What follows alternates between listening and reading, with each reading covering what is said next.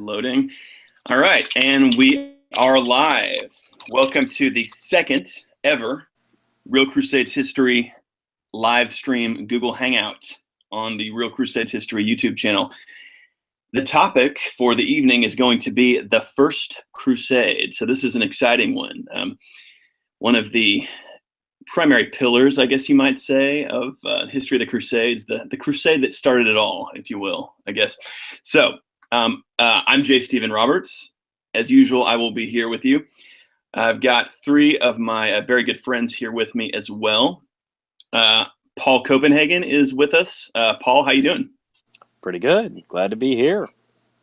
All right, Paul is here. Scott Amos is here. Scott, what's up? Glad to be with you all tonight. Absolutely. Always good to have Scott here. And of course, we've got Mr. Rand Brown. Rand, our resident Marine and military historian. Rand, so good to have you here. How's it going?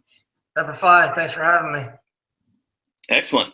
Okay, so I'm going to get into the YouTube channel here so I can see our chat and we can check out what's going on. Right now, it's just a lot of people saying hi. That is, in fact, what's going on. Okay, let's see here. Okay. Okay. Oh yeah, I see. Okay. I can see. All right. Yeah, everybody's saying. Oh, wow, we got a lot. Okay, so yeah, just everybody, make sure you've got your that video feed on the YouTube channel muted. I'm there. Okay, so here's the here's the chat going. Somebody wants to know if somebody's black, I guess. What? Okay, so yeah, just to let everybody know here in the chat, this is the First Crusade Hangout. So if you've got some questions about the First Crusade, go ahead and start firing them away, and we will try to answer them. And people are asking stuff like, who is the last king of Cyprus? I mean, let's stick to the topic, folks. Otherwise, the four of us are just going to start rambling about the First Crusade. Yeah. And you really don't want that. Yeah, you may want that. You may not want that. I don't know. But okay, so to kind of kick things off, I had the idea of bringing up a rather interesting topic. The First Crusade, we often hear that the success of the First Crusade is attributable primarily to the unpreparedness of the Muslim world. They weren't expecting it. It was kind of the surprise attack. I want to say I don't think that's necessarily true. I think that the success of the First Crusade has a lot more to do with competent military leadership, particularly from Bohemond, and from competent military abilities from the troops. Really good fighting that we saw from the troops of the First Crusade. But I'm just curious, what do you guys think of that? Any comments on that? I'll jump in here first. Yeah.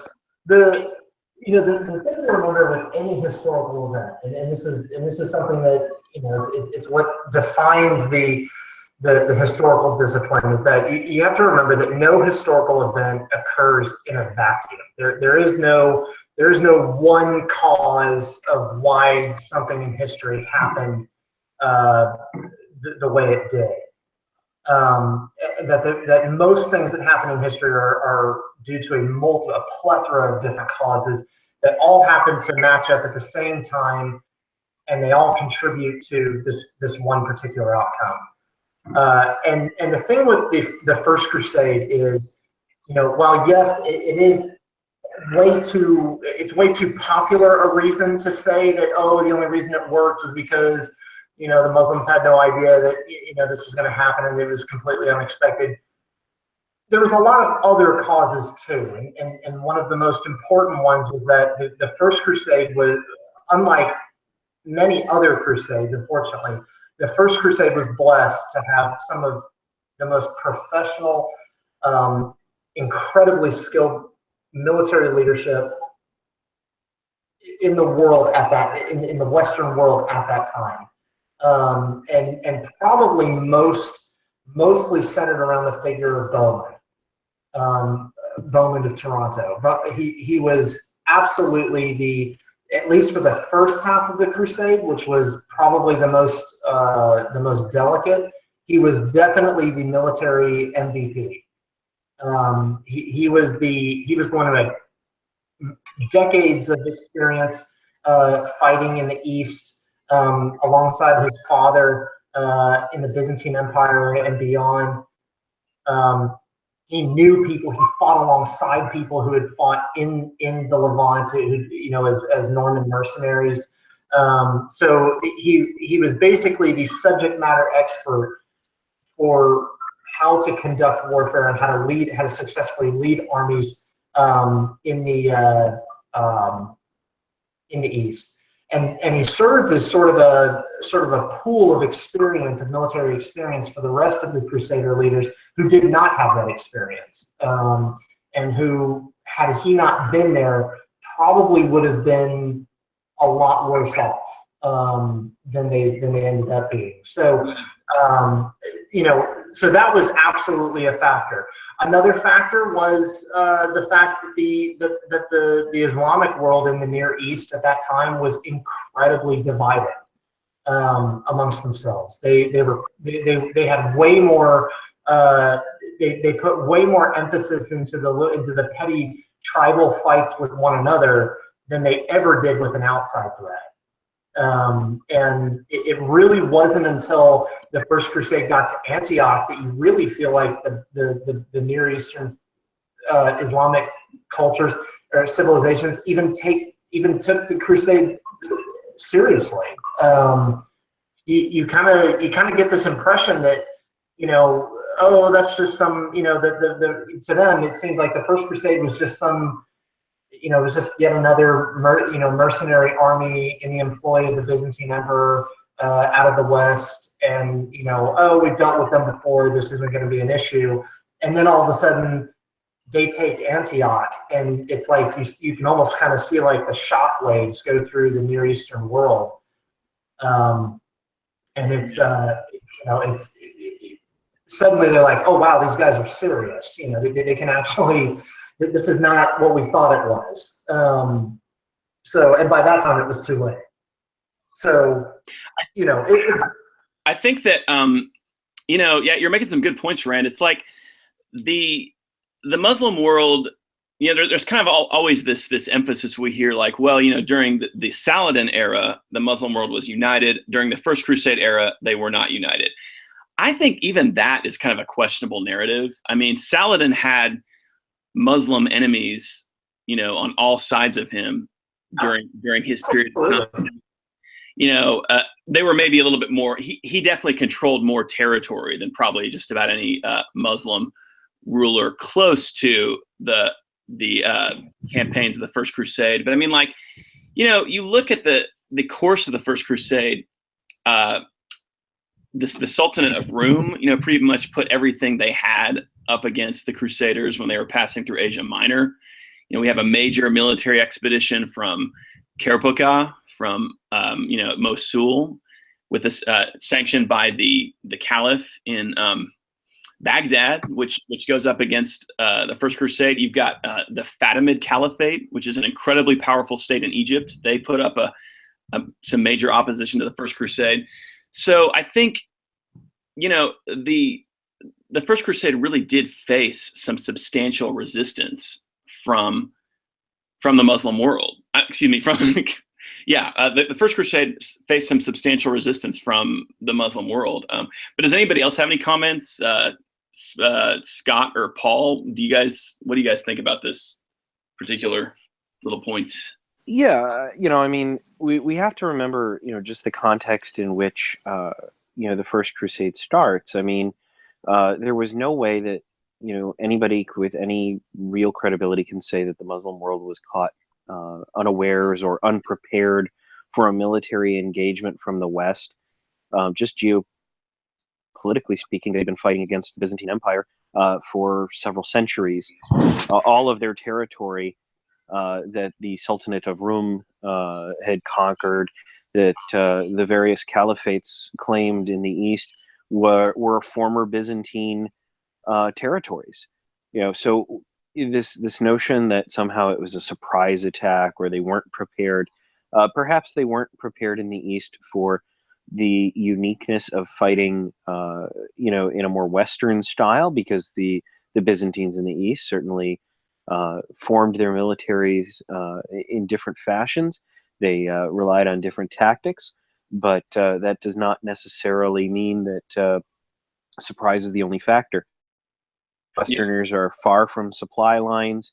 They are, in many cases, thousands of miles from home. These are not home turf. They're thousands of miles away from their homes. They're fighting on foreign soil, where the Muslim armies, they have the home field advantage, so to speak, and they have been fighting this sort of war in this sort of area for centuries against the Byzantines. So it really, we really can't say it's just because of surprise or any shock. It wasn't a surprise attack whatsoever. It really was due to many of the factors that you and Rand both mentioned. It's like a surprise that lasts for 4 years. Yeah. It's like between 10 like they really couldn't believe what was happening. Is that it's like a between fair 1096 thing to and say? 1099, they were very surprised, all that time. But anyway, well, it's something that you see. It's what you see on the Islamic side of the First Crusade is something that you see on the losing sides of many other conflicts in history, and that is it's a very human phenomenon when you start to realize when things start to turn against you, there's kind of this initial human reaction, this initial gut reaction to sort of like not really believe what's happening, and kind of be like, no, it's not that bad. It's not that bad. It's not that bad. Oh wow, it's actually that bad. Like there is kind of this initial like sort of state of denial that where it's kind of like, oh wait, this actually is as bad as it looks. And it's a very consistent thing you see historically through many different conflicts. It's that failure to adapt to a worsening situation, and I think that's really what happened. It was more from a combination of surprisingly competent military leadership on the Western side, mixed with very incompetent leadership on the Islamic side, and just a general sort of underestimation that occurred. Yeah. Then by the time they did realize what was happening, it was too late, and they were there was nothing left for them to do but lose. So yeah, good points. So I guess we should probably see if anybody wants to actually have us answer some questions here. I'm just going to see if we can fish for some questions in the chat. There have been a few good questions in there that I've seen. I know, I saw some. We promise, guys, we're gonna shut up now and just let you guys ask some questions, and we'll actually answer them. And hey, just for all our listeners, hey, please, keep it on the subject of the First Crusade. I get that there's a lot of other questions that people want to ask, but let's at least initially try to keep it on topic. Cornelius Benedict asks if Deus Vult, and yes, Cornelius, Deus Vult. You're not helping. So let's see. Here's a good one from Jack Margiotta. Did the military leaders of the First Crusade have to conscript people for their armies, or were they mostly volunteers? No, that's a good one. And the answer to that, I mean, you guys can tell me what you think. I mean, you've got the thing where, if your lord is going on crusade and you are his vassal, then that may mean that you will be accompanying him because of that. But in terms of what the rules actually were, that kind of what Pope Urban was going for, it was like you're going to take the cross. This is something you're going to volunteer to do. So it's like, in a certain sense, I mean, this wasn't the reality necessarily, but the idea was that everybody's doing this kind of voluntarily. Wouldn't you guys say? Yeah, oh, definitely. Yeah, I think that's one of the things that made the First Crusade really stand out in the time that it occurred, was that it was such a sort of grassroots movement. It really transcended class. And Jack actually Jack wants to know that. He says, I was thinking of peasants more, like infantry. Yeah, it's kind of the same deal. Peasants could owe military service to a lord, right, guys? Yeah, oh, yeah. Absolutely, yeah. Like, yep. And they, from at all levels, I would say, from from a count or barony level on down to an individual knight. His peasants on his lands would owe him service. Absolutely, infantry was not just like this. So it was a hierarchical system. I mean, but remember also that the Crusade, especially when it was very first preached, at Clermont in 1095, the Crusade established a whole system of privileges for those who took the cross, regardless of class. So you could have peasants who wanted to volunteer even if their lord didn't. So and they were fully entitled and they were fully protected under ecclesiastical law to go and do that. And their property was safe from was protected from confiscation. They were under pain of excommunication. There were all these. It really was, and especially the First Crusade, because you really don't ever see the sort of grassroots involvement. Maybe it approaches it in the Third Crusade, but you really don't see the sort of grassroots groundswell that you see in European society at the time, like you do at the First Crusade. Now, Rand, where was this established? I mean, can you expand on a little more? Where was this level of permission established, by the Pope, by Pope Urban II? It actually developed quite quickly after. I mean, more of an informal way, or by direct. Well, I mean, technically, in a way, everything begins informally, but it was.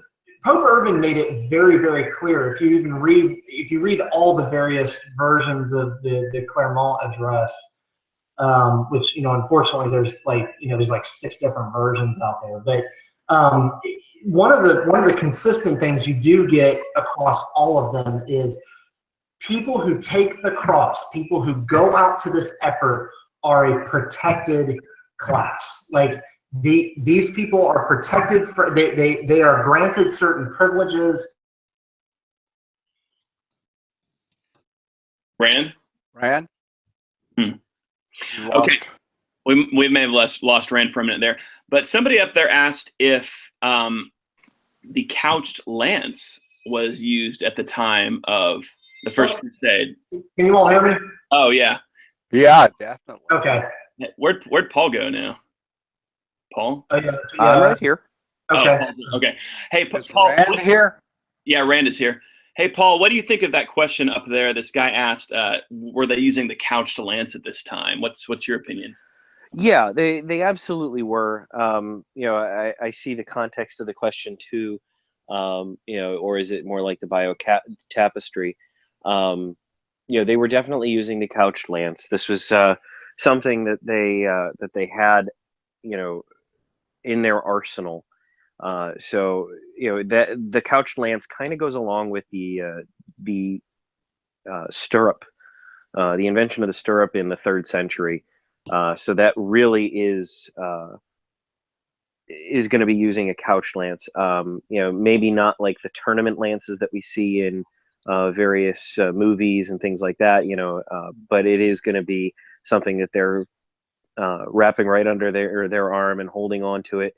There's going to be a stop on it, or at least some carving of that shaft to make sure that it's properly against the body, and that's going to be pushing the entire might of the horse behind the tip of that lance right through whatever the target is, and God help you if you were on the other end of that lance. Well, that was an established tactic by the time of the First Crusade. Am I correct, Paul? Absolutely. In fact, that's kind of what breaks the siege of Antioch, is the great charge out from by the Crusaders. That's the charge out, and it's the nightly charge where they just grab their lances and they just charge right through.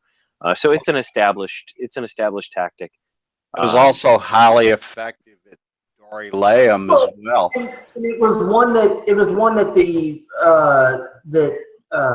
had been used successfully before in fighting in the East. That it was interesting that Bowman of Toronto was so vital in those battles in and around Antioch when he was still fighting alongside his father, the legendary Robert Guiscard. That was, in fact, some of the major victories, some of the major Norman victories over the Byzantine emperors and their Eastern mercenaries were achieved by these massed armored cavalry charges. Yeah.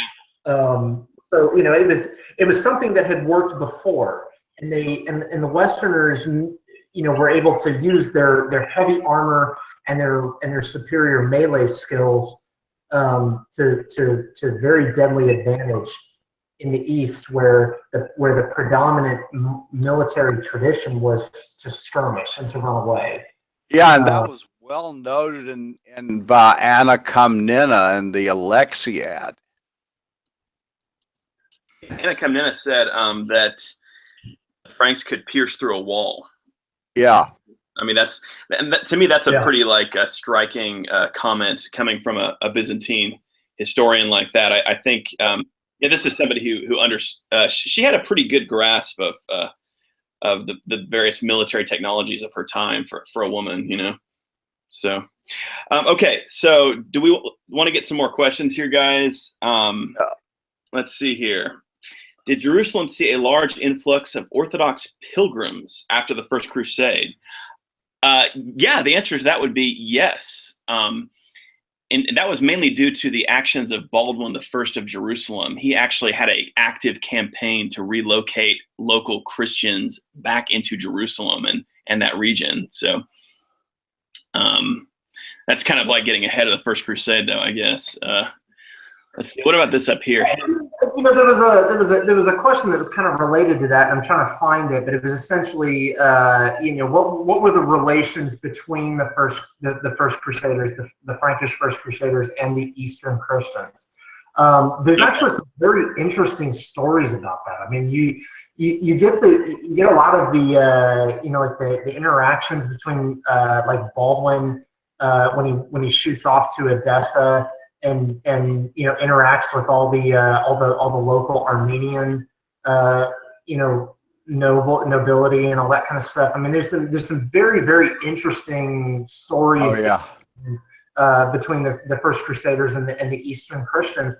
And one of the biggest ones is that you got to remember, these Eastern Christians, these were the ancestors of the people who had lived back, who had lived in the Levant for centuries, back when it was still under Byzantine/Roman control, and who had witnessed the initial Islamic invasion and that sort of thing. And so they were kind of, for the most part, the Crusaders, they saw as liberators. This was a very unexpected reprieve from living under Turkish or Fatimid Islamic domination. And there's some really beautiful stories of the native Christians in the Holy Land interacting with the First Crusaders. I mean, there was it really is kind of kind of a rescue story, for them, because here it was, they've been living under almost, what was it, 300 years, 400 years of Yeah. Islamic domination, so and a lot of their communities have been driven underground. That's the story. There's an extremely touching story. It's one of my favorite stories from the First Crusade. But it's the story of when Baldwin and Tancred on a scouting party ended up in Bethlehem, and they encounter basically the underground Christian community there in Bethlehem, who for centuries had preserved the relics of Christ's birth, and even under Islamic domination and even persecution at times. And there's this story of Baldwin and Tancred being brought to the manger site and everything, where it had been hidden away and covered up and everything like that. And it was, I think that's really what the vast majority of the Eastern Christian experience was with the First Crusade, is like, hey, wow, we finally have people here who are fighting on our side, and who are actually here to in a way rescue us. So it's, and not to try and wax romantic about this or anything like that, but it's, it really was. There are moments in history that are like that. And I think that was truly one of those moments. Yeah. Okay. So, we've got a good question here. what's that? Scott De Gregorio, why did the First Crusade begin only in 1095 when the Arab conquest happened several centuries before? Paul, you want to take a crack at that one, or? Yeah. Well, we have to remember several things. The Muslim conquests, they start with Islam's foundation in 632. At that point in time, Western Europe is in absolutely no shape whatsoever to do anything to help the East at all. In fact, the West's ability to exist is owed entirely to the buffer zone, in my opinion, owed entirely to the buffer zone of the Byzantine, between those growing and burgeoning forces of Islam as they start to spread across the East and they begin their war with the Byzantine Empire. 632 to that 1095 date, you've got a lot of different conflicts going on. You've got the Moors encroaching Spain, ready to cross the Pyrenees. They are absolutely decimating whatever remains of Christian Spain. You have the Anglo-Saxon kingdoms in the Heptarchy in the British Isles. They are being dominated in the 800s and 900s by the Vikings. You have the Franks, who are barely able to keep themselves together. You have the disunified Germans, the Italians. There's just no unity in the West to speak of. I mean, the Magyars themselves, who become the Hungarians, don't actually convert until 1100 or so. I mean, you don't even have a Christian Western Europe until 1000 AD to 1100. So, I mean, 1000 AD is, I think, one of the in like Scandinavia. They're one of the last countries to convert. I think it was like Sweden or something like that. Then you have the Magyar conversion in 1100. So you have the Western world with an incursion from the West up through the Moors through the Pyrenees. And you have the East, where the Byzantine Empire is largely holding its own. And you have a Europe that is just slowly becoming Christianized in that first four centuries. So Europe was absolutely in no way, shape, or form even capable of mounting an offensive to retake the Holy Land. And frankly, it's only holy to Christians, Jews, and Muslims. And there weren't enough Christians to really even care. Christians in the Western world were still very largely dealing with pagan raiders who were burning down monasteries and executing and martyring many of our missionaries that were going out to various places. So the Western world just was in absolutely no shape whatsoever for that first 4 centuries. By about 1000, by the time you get to 1095, England has stabilized. It's now under the rule of the Norman kings. You have France, which is largely stable. You have the Moors beaten back in Spain, and they are not going to be resurgent to the level they have been. You have the German states around the Holy Roman Empire. You have the Italian states that are sort of coalescing as well, largely under that Holy Roman Empire as well. And the East and the North, the two great calumnies of the Old West, they are Christianized and they are settling. So the dust kind of is settling by 1095. European war machine can really be brought to bear. So when that letter comes from the Byzantine Empire saying, "Please send me knights," and Pope Urban II, who is an anti-pope, who is a pope in exile at the time, because he is being, his job is up for grabs essentially by various anti-popes that are being declared. He's got a chance now to unify Christianity, unify it behind himself, and he takes it. He's that right man in the right place at the right time at that sort of crux in history that leads to what we know today. Yeah, good point. I like to think of this quote from Ibn al-Athir at the point in his chronicle. He's a famous Muslim chronicler from Mesopotamia who lived around the time of Saladin, but he talked about the First Crusade. He actually points out that at this period, just before the First Crusade, there was sort of this resurgence from who he calls the Franks. And for him, the Franks are, Western Europeans. He talks about how he actually says all the major points we hit today. He says they were resurgent in Spain. They took Toledo. They took Sicily. They drove the believers, as he calls them, out of Sicily.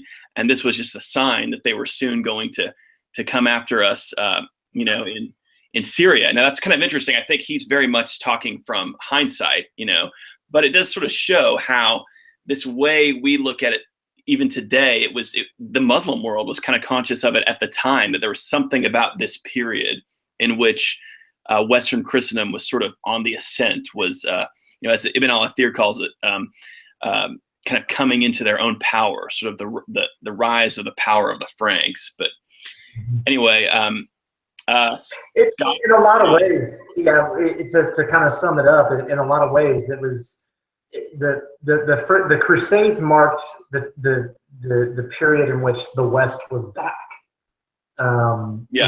Western Europe was back with a vengeance, and after centuries of instability and chaos, after the fall of the Western Roman Empire and whatnot, it really was a sign that the West was back on its feet again, and was a potent, and could make itself potently felt on the world stage.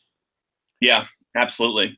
But this brings, I wanted to bring up the Battle of Tours, 732, in relation to all of this. Yeah. What is the significance here? I mean, this was early on,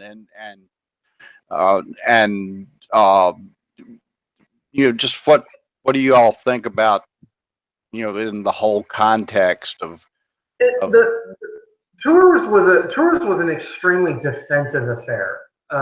Tours, I mean, the fact that an Islamic army made it that far into France before finally being stopped was more a sign of just how weak the West as a whole was at that time, more than anything else. I mean, thank God, Charles Martel was able to stop them. Because had he not, who knows what would have happened. But You know, tours is as much a sign of the strength of the West as you know, the last stand of the 300 Spartans at Thermopylae was a sign of the strength of the Greek city-states against the Persian invasion. You know, it was kind of it was like, hey, look, you know, yeah, got it. You know, last stands are always they're always very poetic, and they often turn into, you know, heavily mythologized events afterwards. But ultimately, it was a very, very defensive affair. And thankfully, because of it, you know, they were able to preserve what they had. You know, they were able to stop the Muslim incursions. But by the time of what stands out, the difference that stands out between Tours and the First Crusade is, while Tours was an extremely defensive affair, the First Crusade was a very offensive affair. This was Western Europe is now back and can actually project out beyond itself into an area of the world where they've had almost no influence for centuries now, and now they can make themselves felt. So, yeah, I guess I was getting at you know, the importance of tour. You know, I know there's some debate on, you know, how important, you know, in actually preventing you know, mass Islamic incursion into Europe. The victory at Tours was, and you would just think, what are your all's opinions on that? I don't know if we should get too deep in that. I mean, I kind of want to stay on the okay, yeah. I think that's a great question, Scott. I mean, but it's kind of it's a huge question. So I know it, and I know it's one that's, you know, I don't know, controversial, but one that's debated, I guess. It is, yeah. I mean, I think, and maybe that can be our next live stream. Can we talk about? Okay, yeah.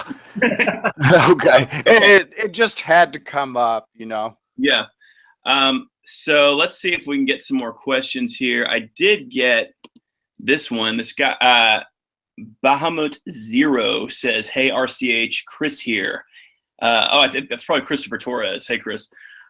Hilaire Belloc's book mentions how the First Crusaders did not attempt to capture Aleppo and Damascus, and how it ultimately doomed Outremer, the Crusades. Agree or disagree?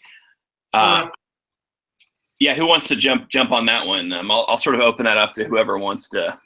I mean, you know, it's always easy to kind of armchair quarterback once you see how the whole thing plays out. I'm not convinced that is what doomed Outremer and the Crusades in general, because for a long time, especially Damascus, the Emirate of Damascus was always kind of a wild card diplomatically. Like, they were always kind of playing both sides of the fence, and you know, sometimes they were aligned with the Crusader states, sometimes they weren't. Like, you know, it really wasn't until like Baybars came along that, you know, Damascus became part of the overall you know, Islamic effort to drive the Crusader states out. I think, and actually Aleppo was captured by the Crusaders and was held by them very briefly.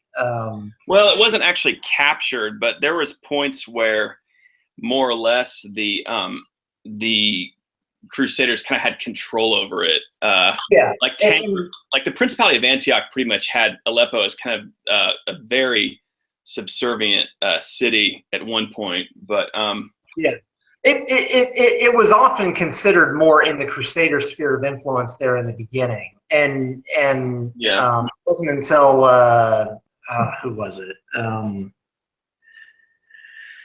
I think it was Nuruddin who really kind of ended, you know, their sphere of influence there. But I might be wrong about that. It may have happened in Aleppo, or yeah. Oh yeah, probably. Yeah, it would have been Zengi, I would say, because Yeah, the Zengids. Yeah, we're kind of jumping ahead of the First Crusade here, but but again, like I said, in terms of the First Crusade, the you got to keep in mind the objectives. The objectives of the First Crusade. The objective was to make safe Jerusalem. Like that was it. yeah, And Damascus and Aleppo and all this other stuff. Like would they have even had the would they even have had the ability to to take those cities? You got to remember, yeah, well, in terms of like modern warfare and the understanding of it, the modern understanding of those regions, that absolutely would have been what you would have needed to do. But you're talking about warfare in the 11th century. Everything was much what we think of as small distances were massive distances to them. yeah. So and, Baldwin II of Jerusalem came very close to capturing Aleppo a couple times. It's pretty clear that he had a policy where he really did want to try to get control of Aleppo, and he came pretty damn close. And if he had, I think history would have probably been pretty different. I mean, it's definitely true that had at some point those two cities come under the control of the Crusader states, either one of them, it would have possibly been a game changer. I think that's fair to say.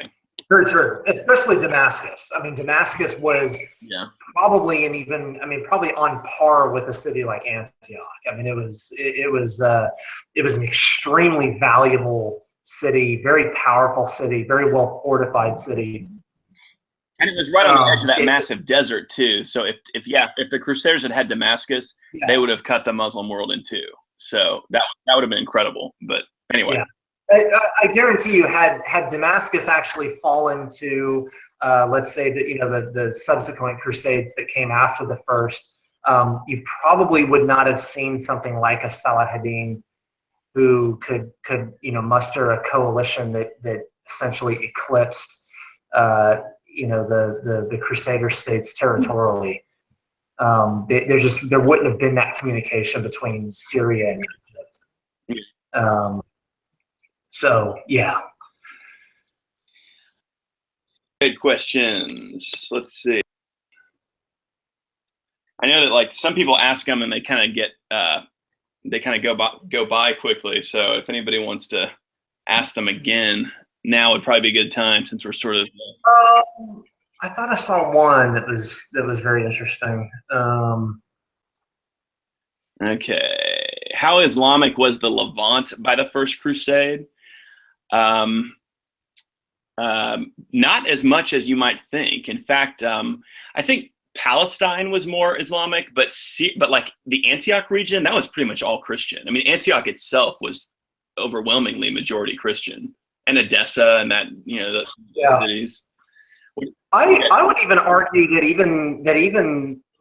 even Palestine itself was still had a very strong Christian presence, Eastern Christian presence that was not yet a minority. I think the presence of Islam is somewhat exaggerated when you're talking about places that Islam had only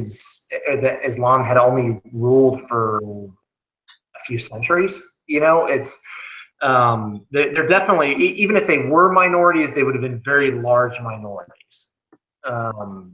So it definitely was not completely Islamic, and then all of a sudden the First Crusaders show up into it. There were definitely very, very large percentages of native Christians and Jews and other faiths, possibly even some left over from even older times, like Zoroastrians and stuff like that. There probably would have been a few of those. So, Scott or Paul, do you guys have anything else? Or no, not on that one. I was just looking over the questions. Yeah, yeah, go ahead. I was going to say the Muslim population, they're their early conquests were never really necessarily about conversion. It was really just about gaining territory, gaining wealth, and then managing it. And then the conversion, of course, comes later. It really was a matter of solidifying everything. Like we kind of touched on before, they were almost constantly fighting against the Byzantine Empire because that was their contentious neighbor. And then they had their own internal struggles as well. Really have time to sit down and set to work converting Jews and Christians to Islam.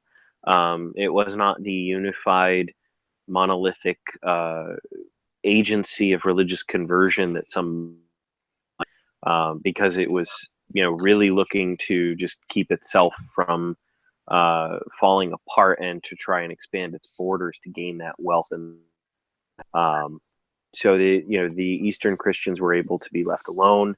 The populations there, even though they did suffer persecution from time to time, would wind up in many ways just being glossed over because they weren't the ones at the doorstep with the swords and the heavy cataphracts saying, hey, that was ours 3 centuries ago, let us have it back.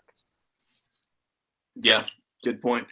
So I've got a question here. Can you explain what the average crusader thought about the behavior of the Muslims, their attitudes about women, and what is considered moral in war, honor? That's kind of a broad question. Just in terms of the women thing is kind of specific, though.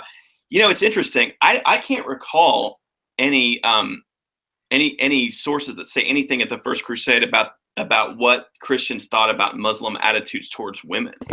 All I can think of is the fact that the Muslims talked about how horrified they were by the fact that the Crusaders, kind of let their women sort of like walk around outside and didn't keep them wearing hair and stuff. So the Muslims would say that. The only thing I can think of is, there was definitely a fear among Latin Christian women. Pretty much the most terrifying thing that could happen to you would be like if you were in a castle that was overrun by, Saracens or something like that. But I don't know. What do you guys think of that question?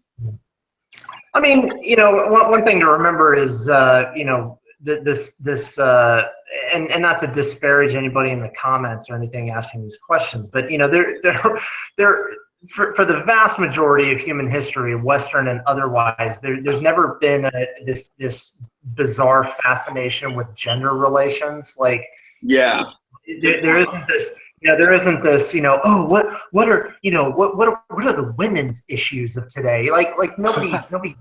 Like it was, that wasn't a thing. It was just human issues, and I think I think what really stood out with the Crusaders versus their Islamic opponents was the fact that this was an alien faith that ultimately at its core denied the truth that that Jesus Christ was who was who Christians believed he was, and that these people had overrun the land where Christ had walked amongst men on earth.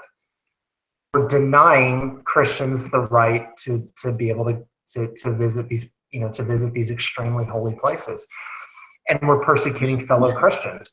So, to them, that was what stood out. That was the major sticking point. It wasn't so much, that they don't let women show their faces or anything like, that's the kind of stuff that we get upset about today. They denied them the right to vote. I mean, they wouldn't have noticed it for sure. It wasn't the core issue. Yeah, or far from it.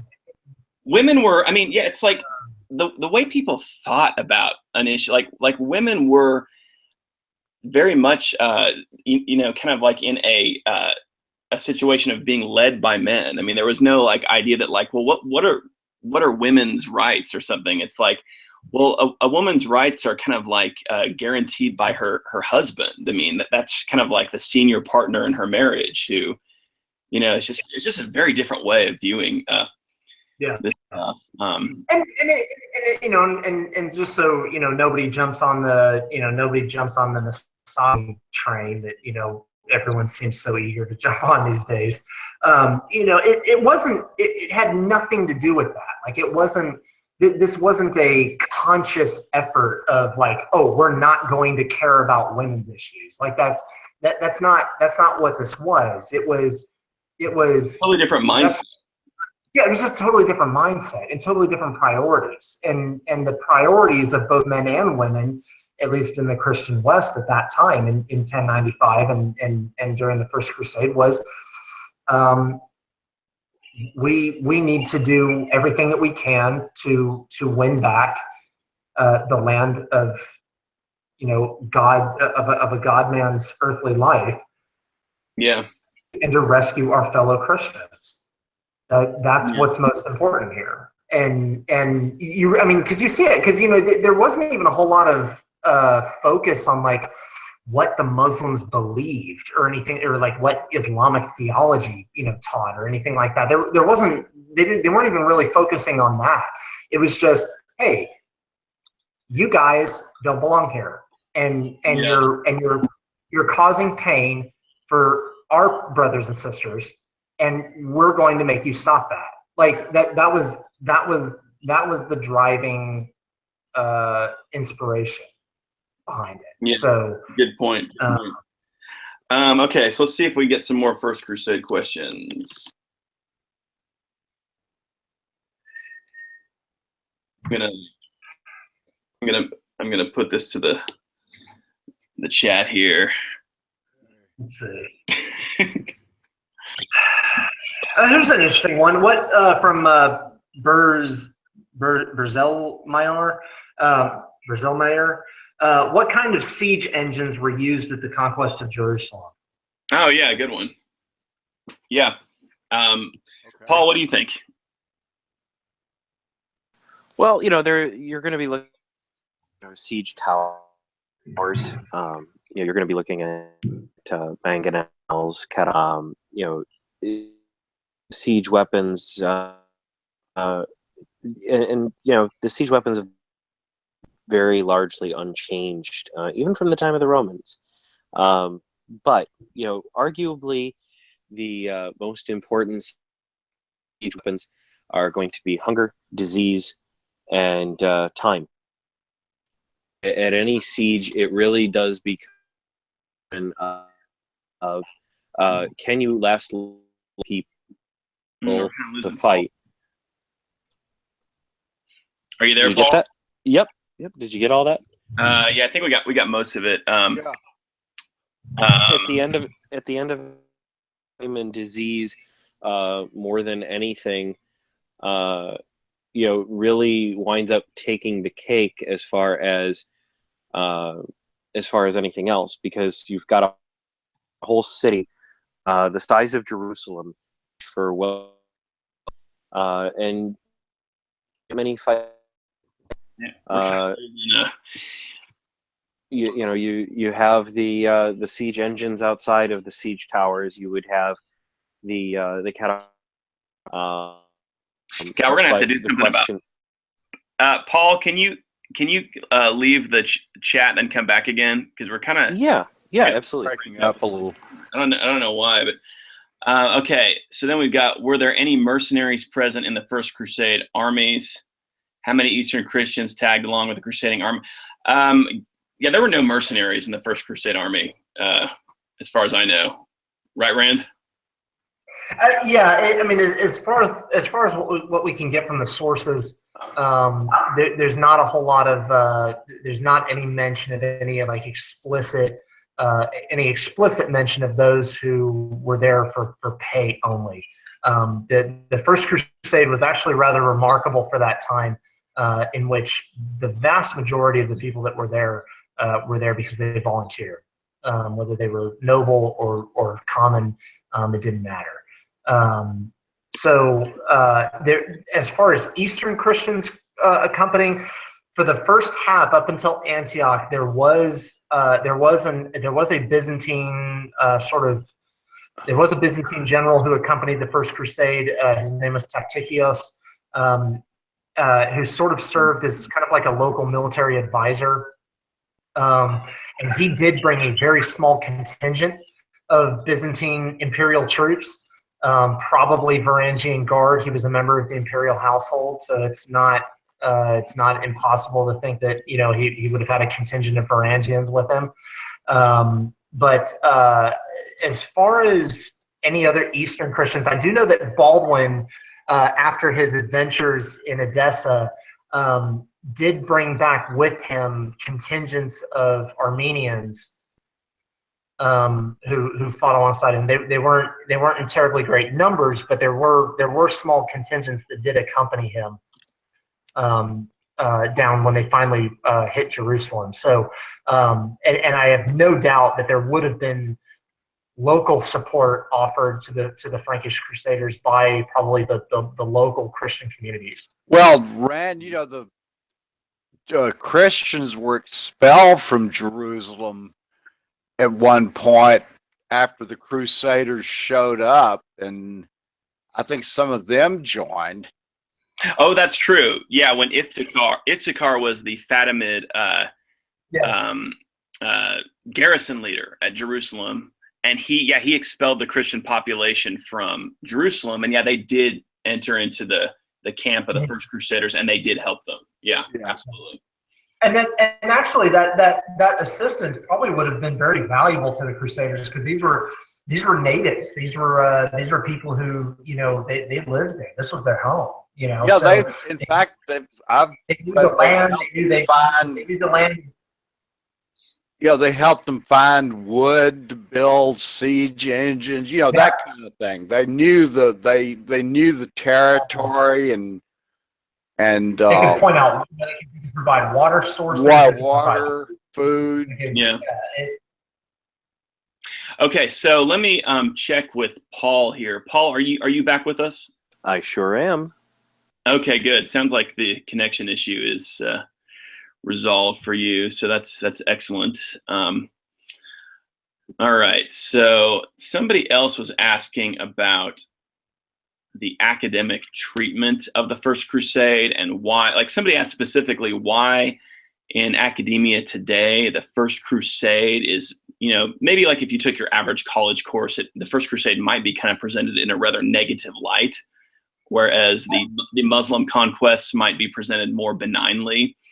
I think that's a real thing in sort of the college environment today, and I would just say it's an unfair bias that sort of permeates a lot of academia today, not among actual scholars. Like, you don't find this among medieval scholars. This is something that like you would see, like in maybe a History 101 class. You'd get that kind of bias. And it's kind of it's an anti-Western, anti-Christian bias. Yeah, and that's really all I can say about it. I mean, I had a very interesting conversation with a young guy that I work with, and he had discovered our channel. He discovered Real Crusades history, and unfortunately found out that I was one of the one of the lead contributors to it. Unfortunately, loves our channel. Loves everything he sees. In fact, I hope he's listening today. I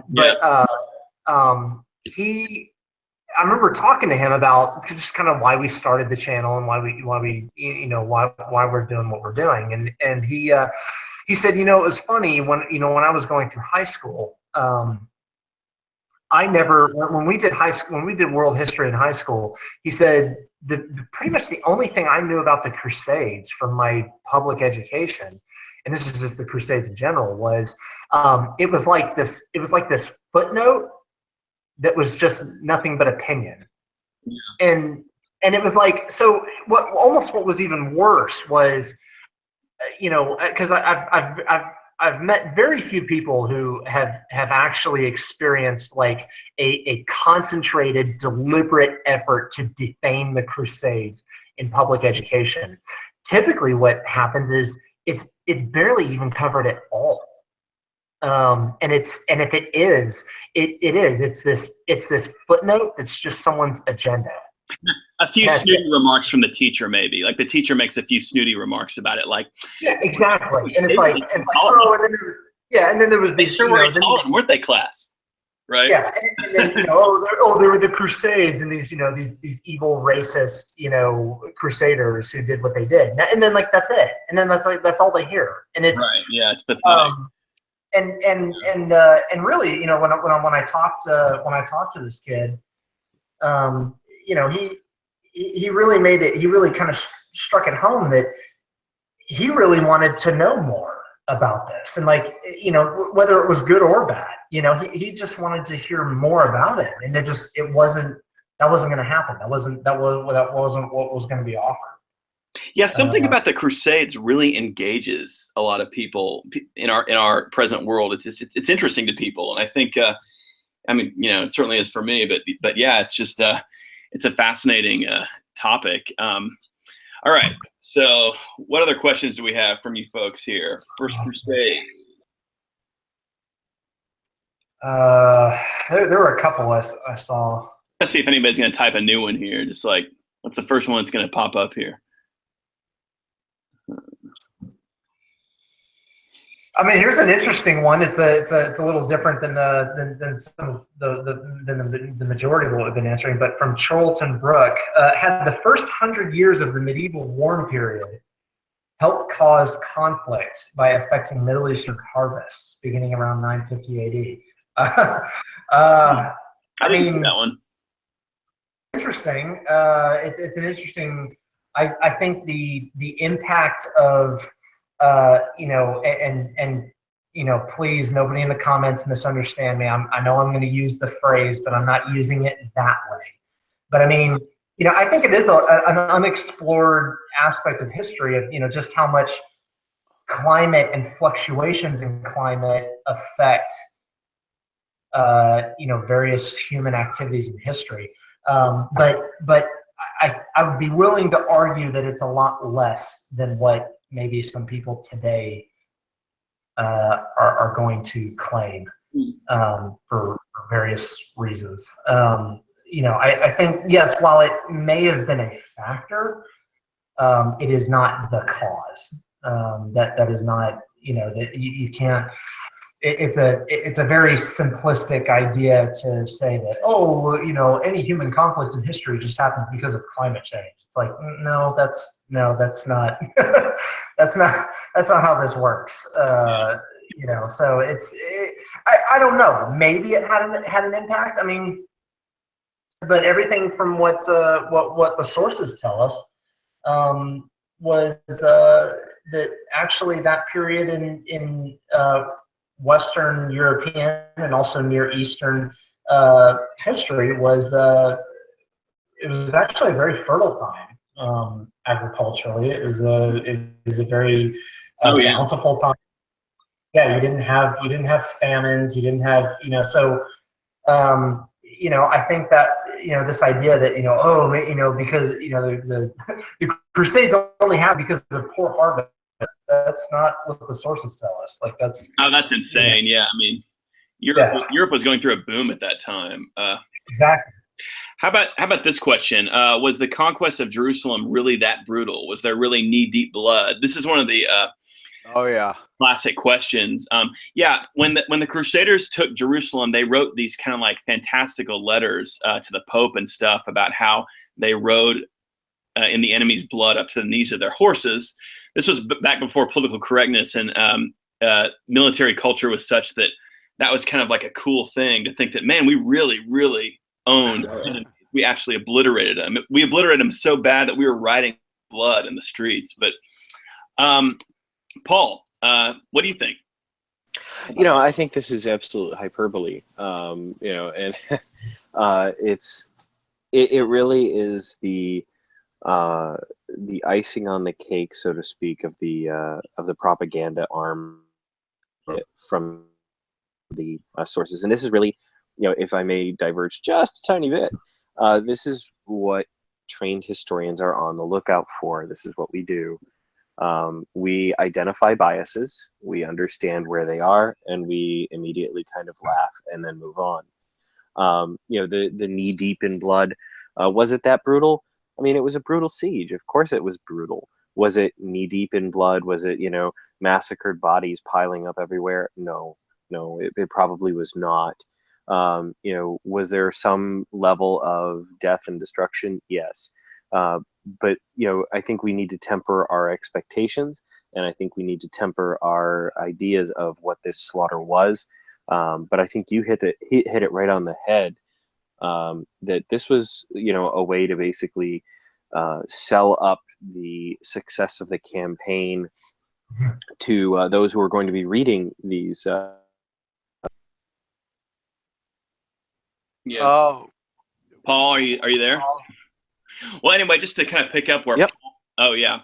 But yeah, that's a good point. And I think that this whole issue of what actually happened in Jerusalem in 1099 when it fell. I mean, one thing that I have always found very interesting is the way that the Muslim sources at the time actually treat the fall of Jerusalem in 1099, and in particular Ibn al-Qalanisi, which is the most contemporary one we have. He is incredibly laconic about it, if I may.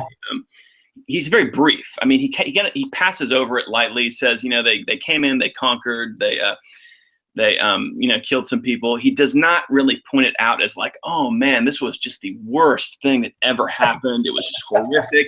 There was just bodies everywhere, and everybody was just horrified. I think that's very telling. The Muslim world was not shocked by what happened in Jerusalem, as far as we can tell. I mean, and again, Ibn al-Qalanisi, he describes sieges and that sort of thing going on between the Muslims themselves, and he doesn't describe what happened in Jerusalem that differently than what we get from, even his inter-Muslim combat that he describes. Yeah. I don't know. What do you guys think? Well, it was just a way of war back then. Well, and I think both you, Stephen, and correct in that this was, you have to understand the hype, the various niceties of hyperbole, literary hyperbole of the era. First off, from just a pure physics standpoint, there's no way that so many people died and were bled dry in order to produce the volume of blood that would have needed to have been in the streets to be high enough to reach the fetlock of a horse. Like, I mean, it's just the idea is it's pretty high. That's a lot of dead bodies. Like, yeah. Probably many, many, many more times than the entire population of Jerusalem at that time. Like, there's a whole article on that. Yeah, I think written by a physicist or a scientist. Yeah. So right off the bat, you need to look at it. And who was that? Was that Fulker who wrote that in his chronicle, or? I believe it was it's in this letter that Godfrey and Raymond wrote to the Pope, actually. Okay. Okay, so for, right off the bat, we're obviously looking at hyperbole, and you got to look at the kind of culture that these guys came from. These guys they came from a very martial, warrior centric culture where you find phrases like that in the old Viking sagas, the Icelandic sagas and the Voluptas, and all that kind of stuff of, these very poetic but obviously very exaggerated,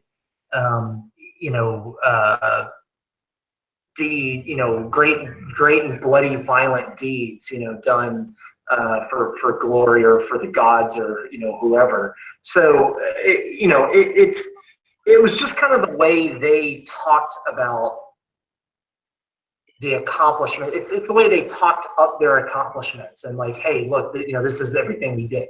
Does that mean that's literally what happened? No. And if you think that, then it's then you obviously you really don't understand historiography very well. But the other thing that's really interesting about the conquest of Jerusalem and the initial aftermath was, there's all this, moderns always love to talk about how the Crusaders broke in and they just massacred everybody. Christians, Jews, Muslims, like it didn't matter. Like they just killed everybody. Well, it's interesting that if you look at it, I believe it's like, I think it's like council proceedings, or there's something. There's a primary source that comes not even 5 years after the Christian liberation of Jerusalem, and it's already talking about the native Muslim and Jewish and Christian citizenry making certain appeals to the ruling Frankish nobles. Well, if they came in and massacred everybody, these people wouldn't exist. Like this, there was obviously still enough native presence who survived the siege, the reclamation of Jerusalem, to be able to participate in the burgeoning society of the Kingdom of Jerusalem. And not only that, Rand, but in the immediate aftermath of the First Crusade, the Christian chroniclers tell us that Muslims in Jerusalem were pressed into service, like clearing away the debris and the corpses. So I mean, they didn't kill everybody. This we do hear this idea sometimes that they just went through the city and slaughtered everyone in the city, and there's just no evidence of that. I mean, definitely there were people who were killed, but I mean, there were people who I mean, there had to be people left if they were pressing them into slave labor afterward. Yeah. It was probably more a situation of what typically happened in a siege, which was, once you broke in, that was actually one of the most delicate and one of the most vital moments of a city assault, because now you're not just fighting for walls, you're not just fighting to get into a place, now you're in that place. Now you're in the what even is still an extremely tricky tactical and strategic problem in warfare to this day. You are in the jungle of urban warfare, and it's street by street, block by block, house by house, sometimes living room by what was the famous quote that German soldiers fighting in Stalingrad in the Second World War used to say, we hold the kitchen and the Soviets hold the living room. It's like, I mean, it was very, there were multiple avenues of approach. It was very easy to get overwhelmed in an urban environment. And so guess what? Typically what happens is, anytime you see anybody even remotely resisting, it doesn't matter who they are, they're going to get shellacked. That's just the way it is. There wasn't this, we're going to go through and systematically slaughter everyone house by house. No, that's not what happened. What happened was, you probably got bands of extremely tired, extremely stressed out guys who've just broken into a city. They're riding on the high of, hey, wow, we made it past the walls, we're in. We're in the city, and let's say somebody comes out of their house. Let's say a random dude comes out of their house and he throws something at him. Guess what? He's a combatant now. Congratulations. So it's and they're gonna kick his door in, and they're gonna clear his house, just like no different than we would today. So it's this idea of, it was a deliberate slaughter. Really, to me, that's just people who don't understand warfare, either back then or even today. Yeah, and there were Eastern Christians with the First Crusaders as they entered Jerusalem. I mean, they had been thrown out. The Christians had been thrown out of the city, and they came in and took possession of the city alongside the Christian army to some extent, just like in Antioch. In fact, one thing we know about Antioch is when the Christians were expelled from Antioch, after that they came. They when the Crusaders entered the city, the Eastern Christians were there with them, and they actually were some of the most, like, I guess you could say, fanatical about killing Turks, because they had all this pent up frustration from. To them, this wasn't about taking back a city. This was payback. Yeah. So anyway, the silly idea you hear about, like, oh, they went in there and they killed everybody regardless of who they were. It's nonsense. But I don't know. Does anybody else have any comments about that? Yeah, it's just hyperbole about military achievements was just common in the Middle Ages. I mean, it was the way things were done, right? The way things were recorded.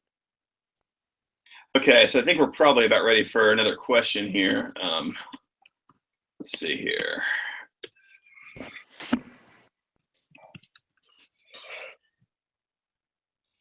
From a modern perspective, the Crusades seem like a reasonable response to Muslim aggression. But what about the Northern Crusades? No, we're not going to the Northern Crusades. First Crusade, guys. First Crusade questions only. This has been a lot of fun, though, guys. I'm glad we're doing this. Heck yeah. Yeah, and we're glad to have you with us tonight, Paul. Paul kind of joined us last minute. We were able to get him on board, and it's always good to have Mr. Paul Copenhagen with us. For sure. It's been a while. Let's see, who wants to ask? I'm looking for.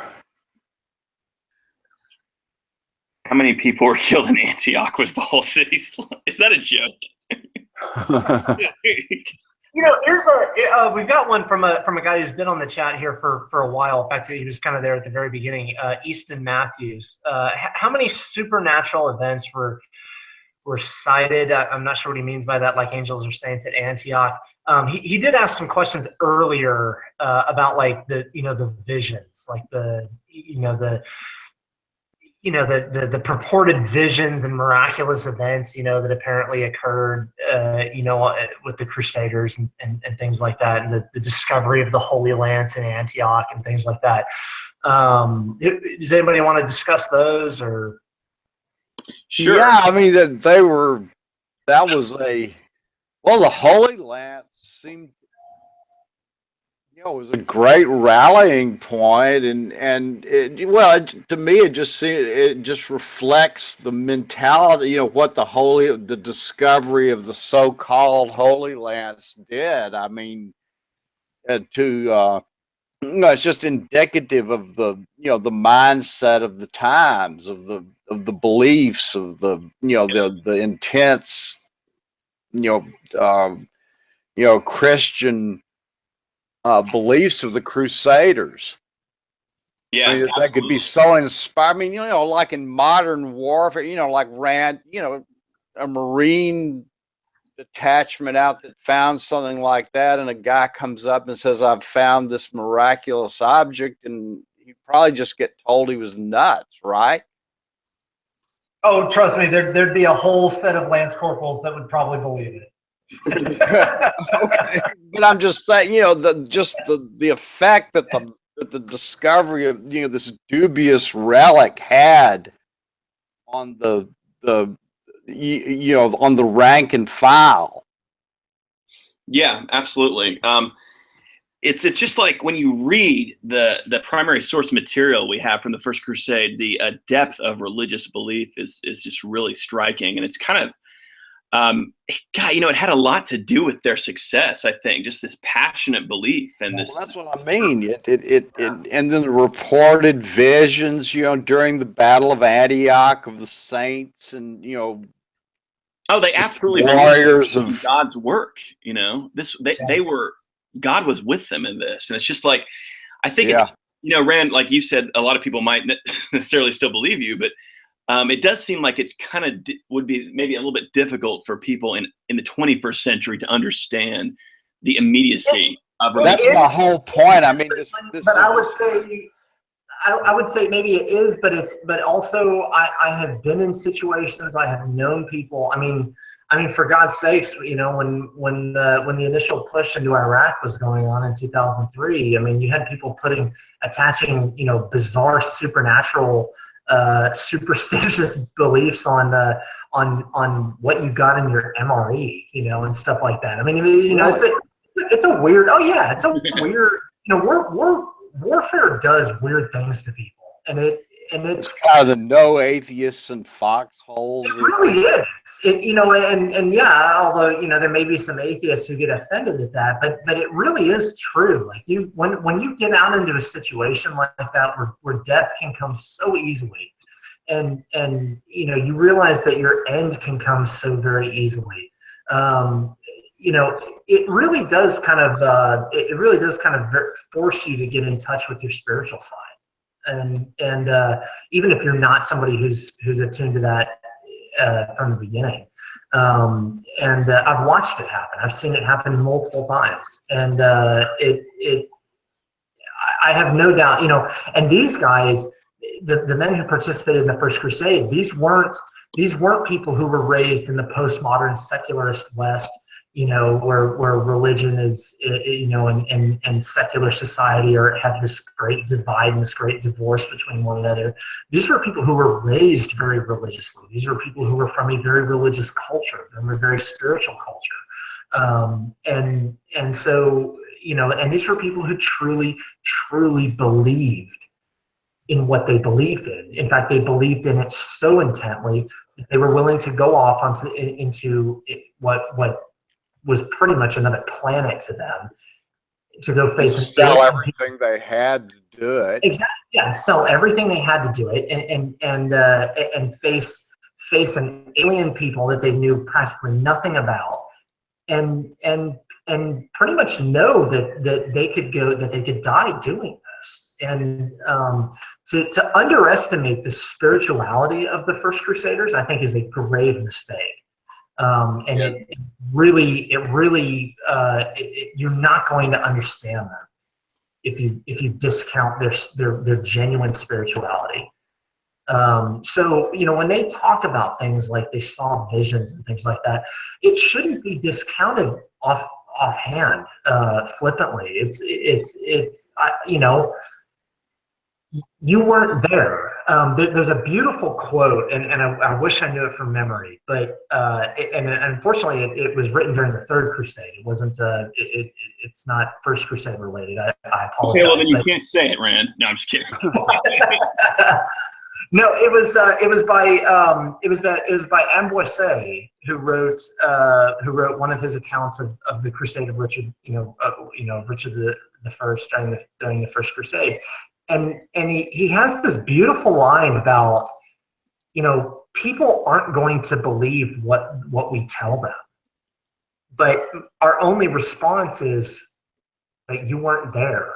Like, you know, and it's this beautiful, like, but were you there? You know, like, so, you know, when you hear about, you know, when you read about the visions and the, you know, and the finding of relics and stuff like that, it's like, you know, put yourself in their shoes. Were you there? You know, did you experience everything they were experiencing? Were you, you know, who knows what they saw? You know, yeah. And who are we to judge what they saw? And here's, you know, valid or not. Here's a good question. I just saw this pop up in the chat. Did the countries involved in the Crusade gain any wealth? I guess I'm assuming you're talking about like the territories or regions that sent armies, like, you know, Provence and Norman Sicily, and Paul, tell me, did they? What was that? I'm sorry, it broke up just a little bit. Did the countries involved in the First Crusade gain any wealth from the First Crusade? This is a great question. Yes and no. You know, they reopened the Silk Road to the west. They reopened a lot of the trading opportunities to the west. These were new ports, they were new markets, they were new goods. One of the things that, you know, even in your modern day classes that you'll take in a college that kind of disparage the First Crusade, they will usually discuss about how there was an influx of knowledge and books that went west from the Muslim dominated Holy Land. And that's partially true. You know, so they gained a lot of wealth, but, you know, I want to kind of tell a tale of caution here. There is at least a certain school of thought that I've run across in the academic world, and I'm sure that everybody else on the panel here has as well at some point in time or another. And that is to say that the Western Crusaders only did it for the money, and that's just absolutely not true. What they gained out of it was for their souls first and foremost. Piggybacking off of what Rand was saying with the religious fervor of these people that were involved in this.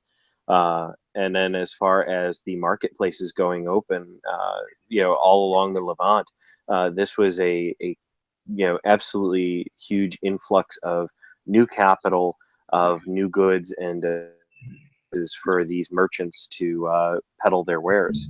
So they did gain a certain sense of wealth, but it was not necessarily like loot and plunder and come back with all the money. Right. So your average crusader, the ones that survived, came home broke. Oh, yeah. I mean, on an individual basis. Yeah, nobody made money off of the First Crusade. Like absolutely, the trade thing is very true. But like, you know, back home, did the county of Toulouse like get a bunch of like cash, you know, in because you know, some territories had been conquered by Raymond IV? No, I mean, you know, we know that didn't happen. So maybe Baldwin the First. I always think of him when I think of somebody.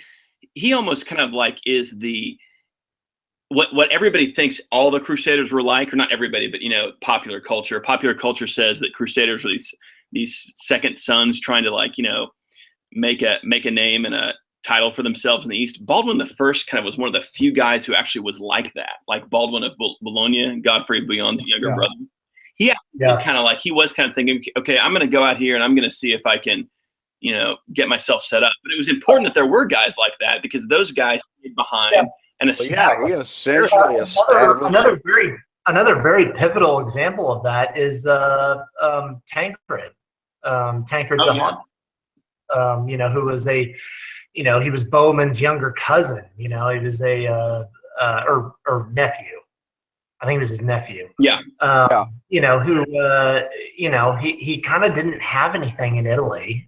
He had a bunch of older brothers who took everything else, and you know, it was kind of like, well, I don't really have much here, so I'm going to join my uncle's effort and go out to the Levant. He actually ended up being one of the most pivotal, especially in the infancy of the Crusader states. He ended up being one of the most pivotal characters out there. Oh yeah, and one of the most powerful down the road. Yeah, those guys were important to the establishment of the Crusader states, because everybody else went home. I mean, just tons of guys just, you know, they headed back home, and it was good that there was like this small handful of sort of adventurers who were trying to carve out a new thing for themselves. I mean, that was the issue in a lot of the later Crusades. Is in a lot of the later Crusades, there was nobody who was interested in carving something out. Yeah. Well, and remember, these men who stayed behind, this very small core of men who stayed behind, these were the men who ended up forming the nucleus of the military orders. This is where the Knights Hospitallers, the Knights Templar came from. They came from the men, the poor knights, the landless knights, like Hugh de Payenne, who founded the Knights Templar. They were the ones who stayed behind and said, hey, you know what? I don't really have anything to go back home to in Europe, and I'm just going to devote the rest of my life to serving out here, because this is what I do. This is what I'm good at. And I'm going to be doing it for a very worthy cause. In fact, the worthiest cause. Yeah. Who you talk to. So. Okay, I'll be right back, guys. Rand, I'm going to have you take over host duties for a second here. Yeah, go ahead. I'll be right back. You're all mine. Oh Lord. All right. Paul, you're the you're the military order expert here. I mean, do you have anything to add to that? No, and I think you brought up a very good point. These people who didn't really have anything, these adventurers, as you put them, they start to form the core of these military orders that wind up becoming the fashion.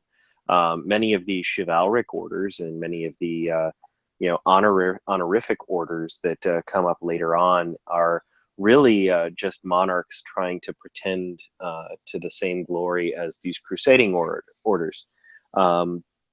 So the Knights Templar, the Knights Hospitaller, they do come out of these men who have decided that this is their life. This is where they feel comfortable in their own skin.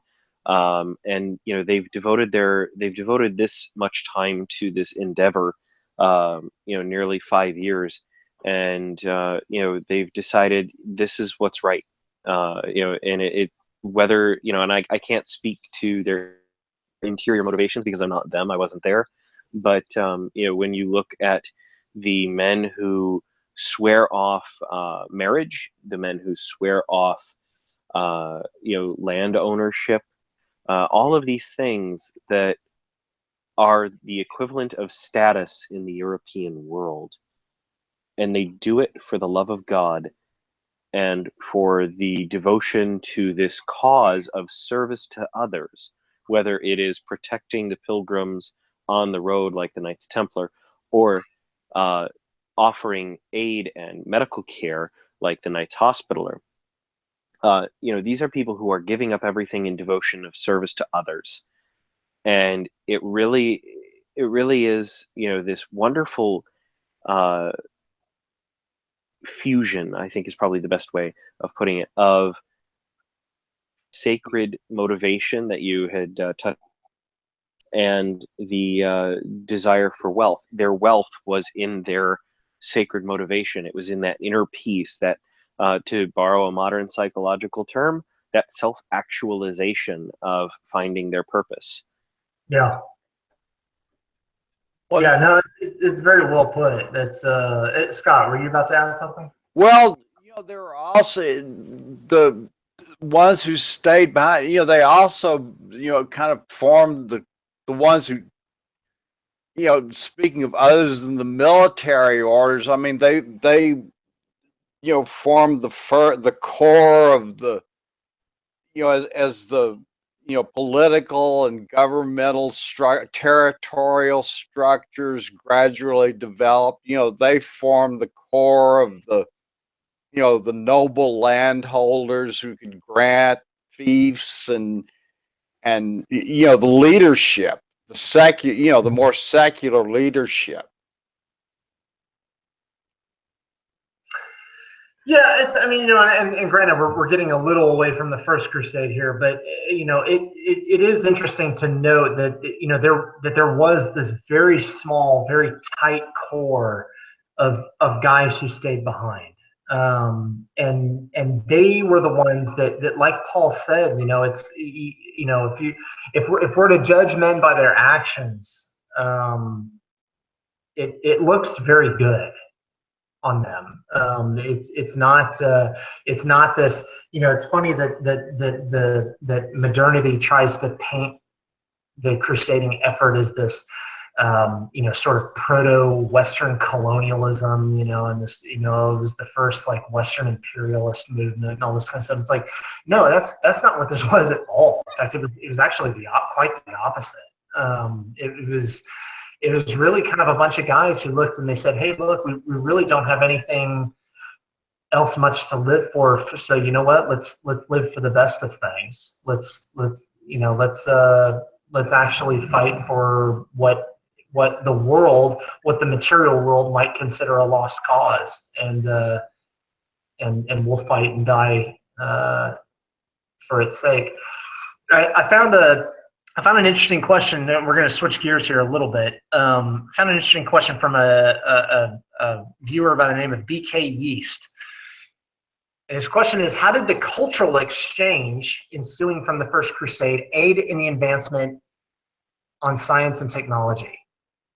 That's a very interesting question because it's one that often gets, I don't want to say mischaracterized because that sounds a little negative, but there's a lot of debate surrounding it in modern historical circles about, what if there's anything positive that moderns will say about the Crusades, it was that, it exposed the ignorant and backwards West to the science and learning of the Islamic world that allowed them to progress. Unfortunately, as we've covered before in many various RCH productions, that is a gross historical overstatement. There wasn't,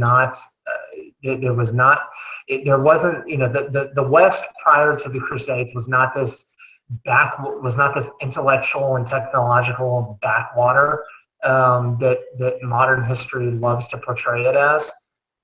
And the Islamic world was not this shining light of intellectualism and science either. So it's an interesting question. Paul, do you have any comments to make on that? Yeah, I mean, there is a certain level of of learning and of science, and we also have to remember what we're talking about when we're talking about science. We're talking about math. We're talking about optics. These are sort of this is the 11th century we're talking about. So don't expect well, we would have been on the moon by the 1200s if the Crusades hadn't happened. Yeah. That's not what we're talking about. We're talking about people who, I mean, there were advances. So we do have certain advances we have to credit the Islamic world for. And just, the same way, they have to credit the West with many things. In the East, medicine was largely backwards. We had very advanced medicine, comparatively speaking, in the West. In the East, they were still talking about the four humors. They were still talking about Aristotelian and Hippocratic medicine. In the West, we already had the University of Salerno had been around for a couple of centuries by the time that the First Crusade ended, and there were already gynecologists. We already had people writing medical tracts based on the newly forming concept of the scientific method. These things flow to the East from the West, not vice versa. We don't get the scientific method that we have today from the Islamic world. So, I think we can safely, put our nickel down that there is an exchange, and it's very, very much a two-way street, and that's really the important takeaway here. Yeah, I would very much agree with you, Paul, that this was a moment of cultural interchange. It was not a moment of one culture teaching another, lifting the other out of their darkness. Like it wasn't that's not what was going on. There were things gained on both sides. It was a moment of cross-cultural interchange that happened equally, and at the same time, was there violence that occurred because of that? Well, that's something that you see all throughout human history. Whenever two very different cultures interact with one another, it's welcome to human nature on this side of eternity. This idea that this frustratingly persistent idea that the Islamic East was this golden standard of scientific learning and advancement that the West basically plagiarized, is extremely pernicious, and it's one that unfortunately just will not die, at least as of yet. I see here where. Oh, sorry for interrupting. I'm back, by the way. Oh, I was just going to on comment You're doing your great. comment, Stephen, that the Muslims got their high culture from the Persians and the Byzantines. Yeah, absolutely. I mean, really, they were started out as desert nomads. Oh yeah. I mean they were kind of like a nomadic sort of barbarian type of group. Yeah. That once really the Persians were the beginning of it for them. I mean that was sort of their first major conquest, wasn't it? Or was it Byzantine territories they conquered first? It was both. It was kind of both simultaneously. It was the Sassanids and the Byzantines sort of together. But one thing to think, it's interesting that you brought up, that yes, they took a bunch of former Byzantine territories. Well, if they gathered all this learning and all this knowledge from conquering Byzantine territories, why wouldn't the same have happened to the Franks and the Suebi and the Goths and the Lombards who overran the Western Roman Empire? Like, right, and that's exactly what happened. Yeah. Like, what, were they incapable of of learning from the Roman knowledge and learning that had existed prior to them showing up there? I mean, there's the whole reason that if anybody here is listening from the UK, who knows about the city of Bath, England, the reason why the Roman baths in Bath still work was because when the Saxons invaded Roman Britain, they didn't destroy very much. They actually just kind of like moved in and took over what had been there before. So this idea that the barbarians in the West who overran the Western Roman Empire didn't learn anything from the Roman civilization that had existed for centuries before them, but the Islamic civilizations who overran the Eastern Roman Empire somehow soaked up everything is just it's absurd. And frankly, it's kind of offensive. Oh yeah, absolutely. Yeah. And they took a lot away from the century of Islamic conquest. I mean, they took a lot from what they conquered there, and during that period, all the way through Spain, and then it got cut. To me, it just kind of sold back as the idea that they brought it westward when really they appropriated and from the areas they conquered. Yeah, absolutely. So Eclectic 1995 wants to know how different the Crusades would have been if dragons and werewolves and other horrifying things were involved. Okay, look, I get that it was First Crusades related, but come on now. That's... Yeah, we're sticking to the First Crusades. We're not answering your werewolf question. But somebody that's better on a gamer board. But somebody did ask, in what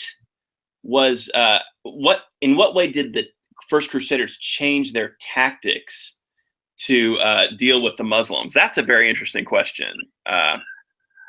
Because it's true, the First Crusaders did kind of alter the way they had fought in the West. Because again, these were all people who, these knights in the First Crusade, they came from military cultures in the West. They had experience fighting in the West. But yeah, things did change when they encountered the Saracens, the Seljuk Turks, and that sort of thing. So who wants to kind of take that up and address that issue? Well, I'll just say that a lot of it had to do with the climate. Yeah, With the definitely. difference in climate. Yeah. The Franks adopted a lot of, well, like surcoats, uh, you know, just things that would help them deal with the climate. Yeah, and you're kind of talking about, Scott, like as we get into the Kingdom of Jerusalem, right? Well, maybe even as early as the First Crusade. I mean, they were beginning to. I think what Scott's trying to get at is, I mean, one of the principal rules of warfare is you either adapt or you die. Yeah. And when thanks to the extremely good leadership that the First Crusade had going into Palestine. Thanks to people like Bowman, and then later Godfrey, people like Baldwin, people like Raymond. They learned very quickly from their opponents, and they learned that, hey, this is not the environment. These are not the battlefields our fathers and grandfathers fought on. Like this is a very different environment. We need to change some things, or we're going to die, or we're not going to make it. And one of the biggest ones was they were facing an opponent who, as opposed to their tradition, eschewed close quarters fighting. The Islamic world was all about skirmishing and running away, and sort of area of denial tactics. The West was very melee focused. It was very up close and personal, close combat. The mass charge home and things like that. So what you see is a development, a tactical development with the Crusaders, in that we need to find a way to enhance our own strengths to combat their weakness, or to target their weakness. And so you see some tactical developments, like the sorts of horses, the sorts of war horses that were bred for the Frankish knights. And this was after the First Crusade. After the First Crusade, the war horses get lighter. They get faster. They breed horses more for speed rather than for mass, so that they can hopefully match their Islamic opponents on horseback. But at the same time, they're still keeping their center of gravity, which is their heavy armor and their heavy hitting power. Because that's where they excel, and that's where their Islamic opponents, at least for the vast majority of the Crusader kingdom presence, that's what they lacked in. So Yeah.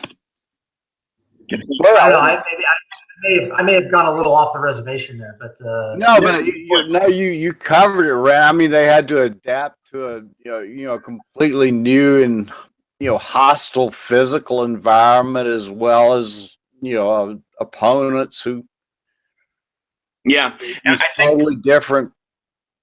I think that battle tactics. one thing we really see that kind of really gets going as a result of the First Crusade is this practice of sort of the infantry screen, I think, and that is where you've got massed infantry that protect the knights from these kind of harassing tactics from the Turks. And Bohemond was using that to some extent. And as we get into the Kingdom of Jerusalem, that is going to be a go-to strategy that is going to carry the Crusaders to success on many occasions. So, is why the Battle of Dorylaeum was the success that it was, is because Bohemond forced the vanguard to dismount and to form a square, or at least a square-ish formation, if we're to believe what the primary sources say. And it's very similar to kind of like the the cavalry squares of 18th and 18th and early 19th century warfare, with the with the bayonets, pointed outwards and stuff like that. It was doom. It was death to cavalry. I think he realized that was where he could maximize the strengths of Western knights and Western infantry at the expense of vulnerability of his opponent, which was the lightly armored mounted Turkish or skirmisher, and it forced the Turks to come to them. It forced it put the onus on the Turkish to come to where the Westerners were and keep them bogged down and keep them distracted and keep them occupied, while to buy time for the other force to come in and then seize the advantage. So yeah, you're absolutely right. It really was. Dorylaeum was really a triumph of the Western infantry, as opposed to the Western mounted knight. And as we get into the Kingdom of Jerusalem, the infantry in the Kingdom of Jerusalem and the other Crusader states was going to be of very high quality, like more so than in the West, because of that very issue. We've got kings like Baldwin the First who make a point of equipping their infantry well, and you've got kind of an increasing level of professionalism among the infantry in the Kingdom of Jerusalem. So it's just high quality infantry in the Crusader states. So as we're kind of coming to, we're really about 5 minutes away from the end of this thing, but I just want to say, let's kind of take a step back and recognize the First Crusade is an absolutely amazing event in history. I mean, you've got this army traveling, across continents. They basically defeat every Muslim power in their way. They defeat the Seljuks in Anatolia. They defeat the Turkish powers of northern Syria. They defeat the Fatimid Egyptians. Just this really incredible military achievement. There's really not much like it in history, and it's just it's an overwhelmingly powerful and impressive moment in history, I think. What do you guys think? Oh yeah. I mean, every time, I've been reading about the First Crusade years and years of my life. Every time I come back to it, it always just strikes me, what a remarkable and unique achievement it was. Yeah, for me, one of the things I really like about the First Crusade is I look, when you read the First Crusade or the primary sources for the First Crusade, it really does seem like something that should not have succeeded. Like it, at so many points, like it should have failed, and it didn't. And it just continued and continued and continued on, despite all the odds, despite everything that was against it, and despite all the moments that it should have failed. And that was right up to the very end. It really was. It could have failed on the last day. It really was just kind of this. Not to make it sound too spiritual, but it really was kind of a miraculous story, and it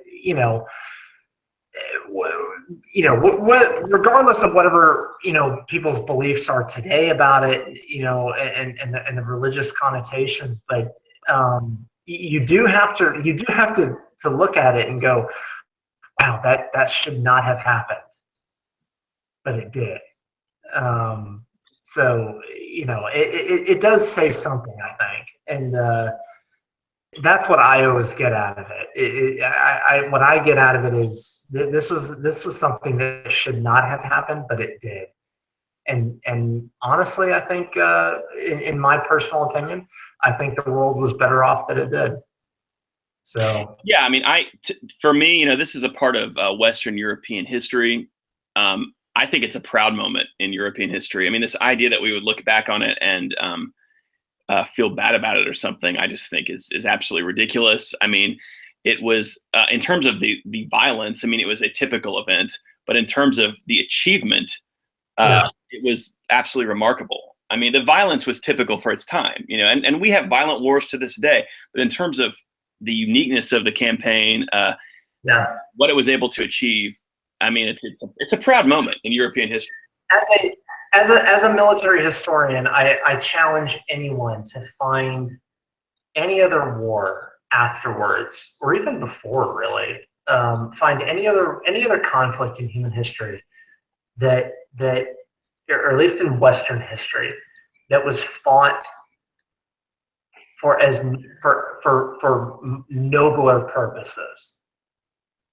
Yeah. You're going to be pretty hard pressed. I mean, for the vast majority of history, war was either fought for land, it was fought for wealth, it was fought for power. The First Crusade was different. And other crusades, you know, it wasn't just the first, but you know, and unfortunately not all crusades, I think you can say that about, but the First Crusade was different. It was very different in the history of human warfare, and especially in the history of Western human warfare, in that it really was kind of a very noble, it was born out of an extremely noble purpose, an extremely noble cause, and I really don't think there's a war out there that can match it. Yeah. Well, Rand, that's really what sparked my whole interest in the Crusades. Was, you know, what really motivated this. I mean, you've pretty well touched on that. I mean, you know, what motivated these people, and you know, really not the battle aspects or anything like that, but you know, what were the motivations of the people to do this, and so yeah. Well, I guess we're kind of coming to the end of this. This has been a really good live stream. I'm glad we got to do it. I'm just going to see if there's any final thoughts from anybody, and I want to start with our special guest tonight, Paul Copenhagen. Paul, did you have any final thoughts about the First Crusade you'd like to put in there? Yeah, you know, this is, you know, and Rand, you really touched very well on this. So you did a really great job, you know, bringing this up and kind of painting that picture of, you know, this is really a unique conflict in human history. And Scott, you talked about the motivations, and that's why it is unique. It's the motivation. It is a selfless motivation. And really, I would argue that, you know, there really is no other conflict that anybody, any nation or any group of people have ever been involved in that has been so motivated by this selfless desire to free other people, to you know, to protect other people. It was never, you know, it afterwards, of course, that it was not about the religious hatred. So, what was the First Crusade about, and what was it not about? It was not about wealth. It was not about power. It was not about religious bigotry or hatred. In many cases, you know, while they were fighting against each other, Muslims and Christians, you know, did get along fairly well, you know, as neighbors. They had to. You know, it's one thing when they're at your door, you know, coming at you with a bat, when you have to live next to them every single day of your life. So in many cases, there were, you know, there was that peaceful coexistence. So, you know, it was not this religious bigotry that we hear of in modern academia. What it was a groundswell of the age of faith, arguably the purest motivation possible, and that is your love for your fellow man, your love for peace, and your love and devotion to your God. And that I don't think there is a purer motivation out there for that. Yeah. Well, I'll Well just said, say Paul. in reply to that, Paul, that's what I've spent the last 10 years of my life trying to get my head around. I mean, it just was a completely amazing event from all aspects. It's very unique in history. I mean, you know, and yeah, I think you were hitting on something really true, Paul. You know, the people who actually went on the first crusade had so little materially to gain from this. I mean, this was a spiritual exercise, except for a small handful of guys like Tancred and Baldwin of Bologna, who kind of had this vision for, you know, carving out a principality for themselves, which, you know, is a long shot. I mean, the vast majority of people involved in this, the everyday knight, the everyday infantryman, I mean, this was about this motivation to serve God and to bring aid to Eastern Christians, you know, without question, to bring aid to the pilgrims, you know. So yeah, good comments from everybody. Any final thoughts from anybody? Scott, Rand, did you two have anything else to add? I think I got everything out of me that I needed to. So What you just last said, Stephen, you just reminded me of, you know, at Antioch after the victory had been secured and everything, and you know, and the leaders were squabbling among themselves, and the rank and file got together and just, you know, said, "We're going to Jerusalem. You guys get it together." Yeah. And you know, force the leaders to you know, come to an agreement and let's move on and get this done. Oh, that's absolutely true, Scott. And yeah, that's kind of one of the definitive moments in the first. It is. I mean, yeah. it came from the rank and file. You know, the ordinary knights, the infantry, the common men. Yeah. You know, the leaders were, you know, Raymond of Toulouse and, you know, Bohemond were squabbling over, you know, Antioch and stuff was good. You know, all this stuff was going on, and you know, Adhemar of Lepuy had died. You know, his leadership was no longer present, and so it just fell to the common men to you know make this defining moment happen, and it just speaks to, you know, what it was all about. Yeah. We're, you know, our objectives is Jerusalem, to liberate, you know, and so, yeah. Well, I think it's probably time to acknowledge all our people in the comments. I think somebody said there needs to be a Deus Vult spam. So yeah. Deus Vult to everybody, to all our viewers, all our members, all our hopefully future members. Hey, check us out on Real Crusades History. We're on Facebook. We're on YouTube. We're on SoundCloud. We're not on Instagram, but I'm okay with that. You know, hey, let's keep this thing going. We will do more. If I'm correct, we will do more live stream events like this. I think we have a lot of success with these, and you know, we'll continue this. Thank you all for your viewership. Thank you all for everything you all contribute. And hopefully we'll do this again sometime soon. Absolutely. Start writing to us about what topic you'd like to see for the next live stream.